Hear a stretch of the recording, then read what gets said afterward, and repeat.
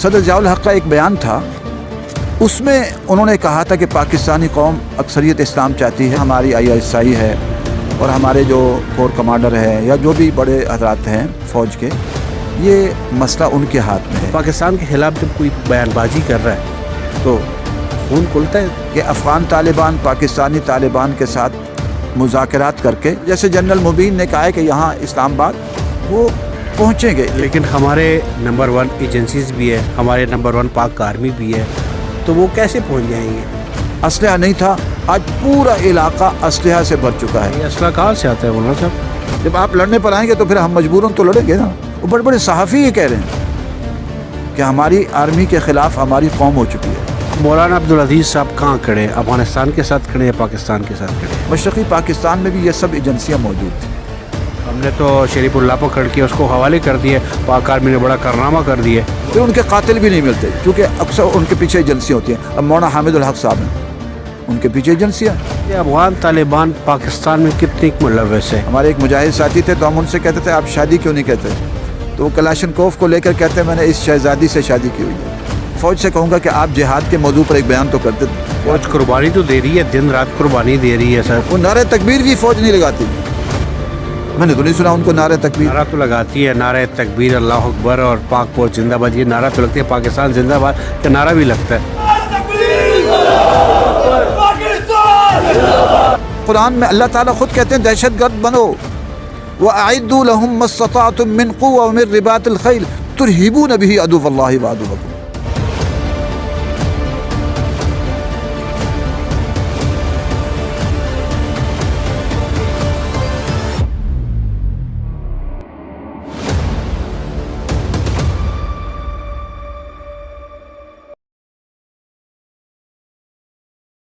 بسم اللہ الرحمن الرحیم، السلام علیکم ناظرین، میں ہوں ابن امین اور آپ دیکھ رہے ہیں لب آزاد ٹی وی اسپیشل۔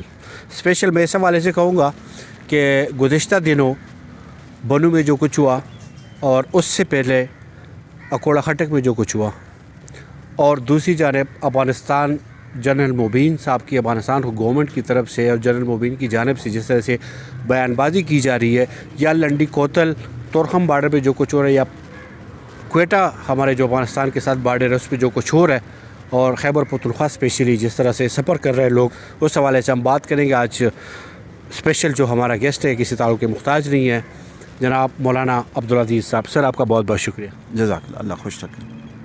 سر KPK میں حالات بہت خراب ہے۔ گزشتہ دنوں جو بنو میں کچھ ہوا، اس سے پہلے کوڑا خٹک میں جو کچھ ہوا، اور دوسری جانب افغانستان گورنمنٹ جنرل مبین جو بیانات دے رہے کہ میں یہ کر دوں گا، میں وہ کر دوں گا، کیسے دیکھتے ہیں آپ؟ دیکھیے، میں تو کافی عرصے سے میں یہ بات عرض کر رہا ہوں کہ یہ الارمنگ صورت ہے ہمارے لیے، اور ہمارے حکمرانوں کو اس کے بارے میں تھوڑا سا ہمدردی سے غور کرنا چاہیے۔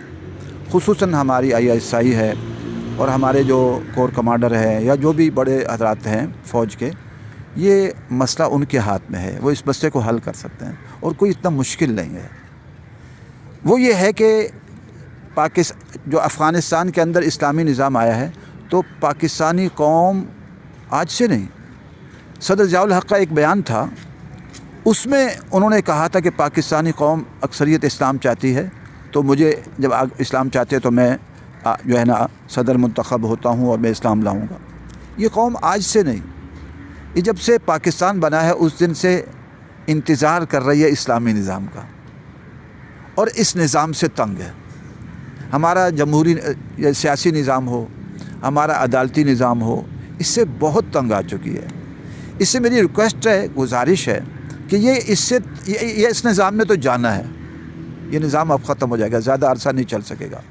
یا تو ہماری جو حکمراں ہیں جس کے ہاتھ پہ اس وقت زمام ہے، یہ تو عارضی چیزیں ہیں، آج سے پہلے کتنے جنرل آئے چلے گئے، اور ہم سب نے چلے جانا ہے، ایک اللہ کی ذات ہے جو ہمیشہ رہے گی۔ وہ اس پر ہمدردی سے غور کریں کہ افغان طالبان پاکستانی طالبان کے ساتھ مذاکرات کر کے کچھ نکات پر جو ہے اتحاد کر لیں، اور وہ ہے اسلامی نظام۔ اگر اسلامی نظام نافذ کر دیں پاکستان میں، لوگوں کے مسائل بھی حل ہو جائیں گے۔ اب ہمارا عدالتی نظام بڑا طویل ترین مہنگا ترین نظام ہے کہ لوگ افورڈ نہیں کر سکتے، اور جو اس میں طاقت والا ہے وہ جھوٹے مقدمات غریب پر کر دیتا ہے۔ اب جو غریب ہوتا ہے پھر وہ گن اٹھا لیتا ہے، دیکھیے جب آپ کسی کو حق نہیں دیں گے، ظلم کریں گے تو ظلم کا نتیجہ یہ ہوتا ہے. اب ہمارا علاقہ ہے بلوچوں کا، وہاں ڈاکوؤں کا راج ہے. آج سے تھوڑا عرصہ پہلے اتنا گھروں میں اسلحہ نہیں تھا، آج پورا علاقہ اسلحہ سے بھر چکا ہے. چونکہ حکومت ڈاکوؤں پر کنٹرول نہیں کر پا رہی، اب لوگوں نے تو کنٹرول تو کرنا ہے. تو یہ اسلحہ کہاں سے آتا ہے مولانا صاحب؟ پاکستان میں تو اسلحہ ہر جگہ ملتا ہے. پاکستان تو ایسا ملک ہے، وہ واحد ملک ہے جس میں دنیا میں، میرے اندازے میں دنیا میں سب سے زیادہ اسلحہ ہے، اسلحہ بنتا ہے. تو اس سے میری ریکویسٹ ہے کہ اس ملک میں اسلحہ بہت آ چکا ہے، آپ ان کو قابو نہیں کر سکیں گے. ایک ہی طریقہ ہے، اس ملک میں اسلامی نظام نافذ کر دیں. اور یہی مطالبہ پاکستانی طالبان کا بھی ہے. اگر نہیں کریں گے تو جیسے جنرل مبین نے کہا ہے کہ یہاں اسلام آباد وہ پہنچیں گے، ایک دن وہ پہنچ جائیں گے. چونکہ افغان جو قوم ہے یہ اصل میں جو مزاج ان کا ہے نا، یہ جہادی مزاج ہے. سر آپ کی بات تو سمجھ آ گئی ہے، لیکن ہمارے نمبر 1 ایجنسیز بھی ہے، ہمارے نمبر 1 پاک آرمی بھی ہے، تو وہ کیسے پہنچ جائیں گے؟ دیکھیے ایجنسیاں اپنی جگہ ہیں. مشرقی پاکستان میں بھی یہ سب ایجنسیاں موجود تھیں، وہ بڑی آرمی تھی، سب کچھ تھی. جب قومیں کھڑی ہو جاتی ہیں نا، ہماری کتنی آرمی ہوگی؟ 6-7 لاکھ 8 لاکھ. جب اس کے مقابلے میں کروڑوں عوام کھڑی ہو جائے گی تو پھر کیا ہوگا؟ اس وقت کروڑوں عوام اس نظام کے خلاف ہو چکی ہے. وہ بڑے بڑے صحافی یہ کہہ رہے ہیں کہ ہماری آرمی کے خلاف ہماری قوم ہو چکی ہے. ہماری آرمی جا کے کسی مسجد میں نماز نہیں پڑھ سکتا، کوئی کرنل نماز نہیں پڑھ سکتا اپنے لباس میں. اگر آرمی کی عزت ہے تو آپ کرنل صاحب ہیں، میجر صاحب ہیں، جنرل صاحب ہیں، اپنے لباس میں جا کر مسجد میں سب کے ساتھ نماز پڑھ لیں. باقی ملکوں میں کہیں میں ہے بھی کہ ان کے کرنل جنرل میجر آ کے نماز پڑھتے ہیں اپنے لباس میں. ہماری آپ فیصل مسجد میں چلیں جنرل صاحب نماز پڑھ لیں، جا کے نہیں پڑھ سکتے. اسی کے حالات اتنے دگرگوں ہو چکے ہیں کہ یہ قوم ساری تنگ آ چکی ہے. اس سے ان کی عزت بھی اسی میں ہے، کیونکہ عزت کا مالک وہ ہے جو ساری کائنات کا خالق ہے، جس نے ہمیں پیدا کیا ہے. اللہ تعالیٰ فرماتے ہیں وَلِلَّهِ الْعِزَّةُ وَلِلرَّسُولِهِ وَلِلْمُؤْمِنِينَ. تو عزت کے مرکز اللہ کی ذات ہے. ہم تو کچھ بھی نہیں، ہم تو ایک پانی کا قطرہ ہیں، ایک ناپاک پانی سے بنے ہیں. اور آج روح نکل جائے تو گندگی کا ڈھیر ہے. تو اس لیے عزت کا راستہ یہ ہے کہ اسلامی نظام نافذ کر دیں، بس ختم ہوگی بات. مولانا عبدالعزیز صاحب کہاں کھڑے ہیں؟ افغانستان کے ساتھ کھڑے ہیں یا پاکستان کے ساتھ کھڑے ہیں؟ ہم اسلام کے ساتھ کھڑے ہیں. ہمیں طالبان سے بھی اختلاف ہے، کیونکہ طالبان کے بعد رہنما تعلیم کے بہت خلاف ہیں، عورتوں کی تعلیم کے خود وہاں اختلاف پایا جا رہا ہے. اور افغانستان کے اس وقت جو بڑے ہیں وہ میری معلومات ممکن ہے غلط ہوں، وہ عورتوں کی تعلیم کے خلاف ہیں، بلکہ مدارس کے بھی خلاف ہیں. یہاں بھی ایسے ہمارے مدرسے کے اندر جب یہاں ان کے وزراء ہوتے تھے تو ان کے ساتھ میری F8 میں دوستی تھی، آتے تھے تو ہم ان سے کہتے آپ اپنی بچیوں کو پڑھاؤ، تو وہ کہتے نہیں اپنے بچیوں کو ہم نے تعلیم نہیں دینی، یہ بگڑ جائیں گے، دینی تعلیم بھی نہیں دینی، یہ ایسے ہی صحیح ہے. تو میرا ان سے اختلاف ہوتا تھا کہ نہیں مناسب نہیں ہے، بچوں کو دینی تعلیم دینی چاہیے. پھر بعد میں ان کی بچیاں کچھ پڑھی بھی، لیکن ابھی بھی افغانستان میں ایک بڑا طبقہ طالبان کا وہ ہے جو تعلیم کے ہی خلاف ہے بچیوں کے. یہ مناسب نہیں ہے. مولانا عبدالعزیز صاحب، سوشل میڈیا اور بیان بازیاں سارے تمام تر چیزیں ایک سائڈ پہ رکھ کے اس بات کی میں بھی گواہی دے رہا ہوں، ہر پاکستانی گواہی دے رہا ہے کہ آپ لوگوں نے شہادتی بھی دی، ایک سچے محب وطن پاکستانی بھی ہے. تو پاکستان کے خلاف جب کوئی بیان بازی کر رہا ہے تو خون کھلتا ہے. دیکھیے وہ پاکستان کے خلاف بیان بازی نہیں کر رہے، وہ نظام کے خلاف بیان بازی کر رہے ہیں. نظام، بات تو نظام کی ہو رہی ہے نا. وہ کہتے ہیں ہم نے نظام بدلنا ہے، یہاں نظام تبدیل کرنا ہے. ہم بھی پاکستان کے خلاف نہیں ہیں الحمدللہ. اگر ہم پاکستان کے خلاف ہوں اللہ ہمیں بخشش نہ کرے ہماری، اتنی بڑی بات میں کر رہا ہوں. اگر ہم پاکستان کے خلاف کہتے ہیں کہ پاکستان کی عزت اسلام کے ساتھ ہے، اگر آپ اسلام کو نہیں اپنائیں گے تو آپ کے لیے عزت نہیں ہے. جتنے پاکستان میں علماء شہید ہوئے اتنے ہندوستان میں نہیں شہید ہوئے، بنگلہ دیش میں نہیں ہے، بنگلہ دیش میں نہیں ہے. بڑی تعداد ہے. پھر ان کے قاتل بھی نہیں ملتے کیونکہ اکثر ان کے پیچھے ایجنسیاں ہوتی ہیں. اب مولانا حامد الحق صاحب ہیں، ان کے پیچھے ایجنسیاں، ان کا اس سے پہلے بیان ہے، بڑا سخت بیان ہے جس میں وہ کہہ رہے ہیں کہ ہم سیاست دانوں اور ان سب کو چھوڑیں گے نہیں. فوج کو دہشت میں افغان طالبان پاکستان میں کتنے ملوث ہے، جو خیبر پختونخوا میں اور پورے پاکستان میں جہاں پہ بلاسٹ ہو رہے ہیں، معاملات خراب ہو رہے ہیں؟ پہلے تو آپ کو دہشت گردی کی تعریف کرنی پڑے گی نا. دہشت گردی کسے کہتے ہیں؟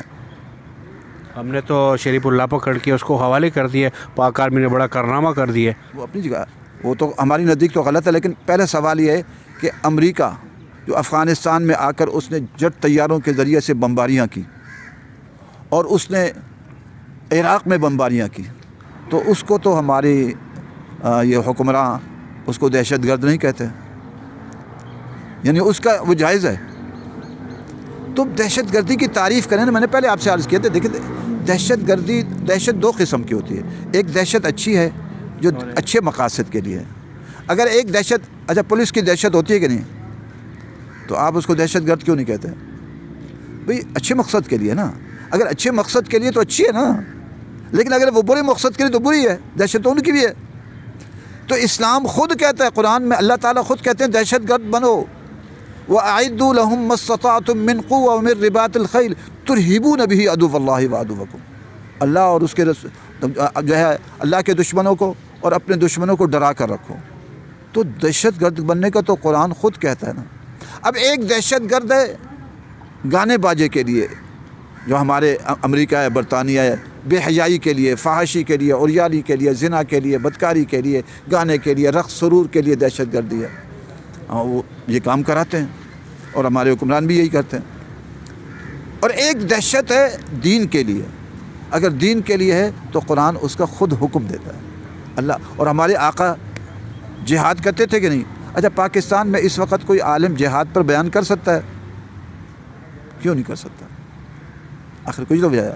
خود ہماری فوج جہاد پر بیان نہیں کر سکتی. میں فوج سے کہوں گا کہ آپ جہاد کے موضوع پر ایک بیان تو کر دیتے. فوج قربانی تو دے رہی ہے، دن رات قربانی دے رہی ہے سر. قربانی تو امریکہ بھی دے رہا ہے نا. پھر اس کو قربانی تو نہیں کہتے، اس کو تو ظلم کہتے ہیں. اس ظلم کو آپ قربانی سے تعبیر کریں گے کہ جی وہ امریکہ اس کی جانیں جا رہی ہیں تو قربانی دے رہا ہے.